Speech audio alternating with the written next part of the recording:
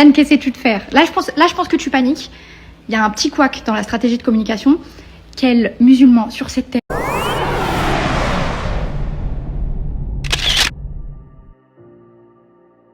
Bonjour à tous, j'espère que vous allez bien et que vous passez une excellente journée. On se retrouve aujourd'hui pour une nouvelle vidéo sur Maïsan et Ilan qui se clashent fortement. En effet, hier, lors d'un live sur Twitch, accompagné de Bastos, Ilan a énormément échangé sur le monde de la télé-réalité et a principalement évoqué Maïsan en expliquant qu'il ne l'appréciait pas et l'a taclé sur son physique en la qualifiant de, attention je cite, dégueulasse. Des propos inappropriés qui ont poussé Maïsan à réagir et le clash très fort. Avant de vous laisser avec la vidéo, je vous invite à vous abonner et activer la cloche pour ne plus rien rater des prochaines vidéos et n'hésitez surtout pas à réagir en commentaire.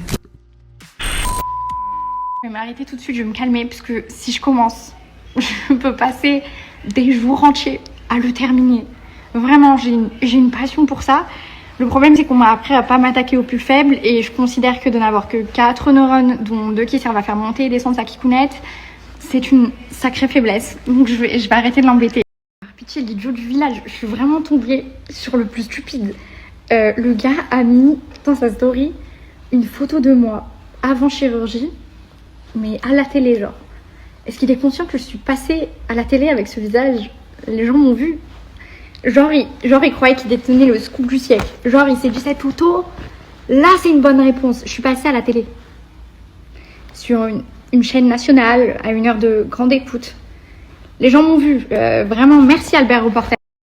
Et comme en toute situation, je me dois d'élever un minimum le débat, quelle que soit la personne que je trouve en face de moi, Ilan, tu es en train de critiquer mon physique avant chirurgie et ensuite tu fais de grands textes demandant à ne pas faire de chirurgie. Mais tu participes toi-même à un système qui fait que les jeunes filles font de la chirurgie.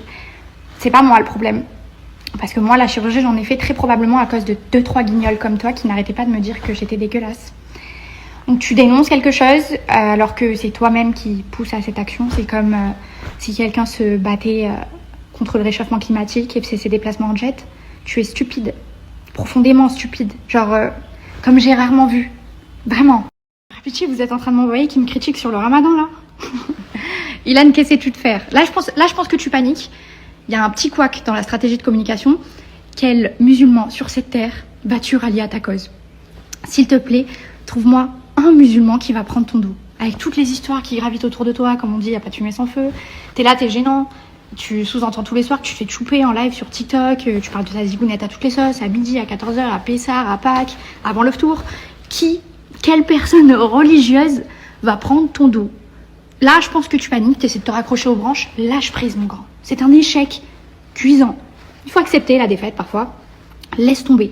Et surtout, fais-moi plaisir, vire la personne qui s'occupe de ta communication. Cette personne est incompétente. T'as pas dû savoir lire son CV correctement, mais c'est certainement pas quelqu'un du métier. Là, il y a comme un problème. Ça doit être Zemmour, il y a un truc qui va. Reste pour toutes les filles qui se sont déjà fait critiquer sur leur physique et qui le vivent assez mal. Si ça peut vous aider, moi je me suis jamais considérée comme une jolie fille, que ce soit avant ou après chirurgie. Et il y a toujours eu des gens pour me le rappeler. On en a le parfait exemple. Mais ça a toujours été très peu important pour moi, puisque j'estime qu'il y a tellement d'autres pans dans la personnalité d'une femme à travailler qui sont d'autant plus attirants et glorifiants que juste avoir un beau physique, que vraiment ça m'a jamais trop atteinte. Je sais que c'est dur, mais sachez que la beauté ça fane. Et ça dépend tellement des gens qu'on va rencontrer et du temps qui passe, alors que l'intelligence, la pertinence, la pudeur, la bienveillance et la gentillesse, ça traverse les époques et ça s'applique à toutes les classes sociales, donc mieux vaut travailler sur ça que d'essayer de plaire à un idiot qui serait capable de mettre son zizi dans un pot d'échappement pour étancher sa soif. Voilà, je m'arrêterai sur... Aujourd'hui c'est la journée du droit des femmes, ce qui veut dire que j'ai le droit de prendre soin de ma peau. Oui, j'ai fait cette transition, je l'ai faite.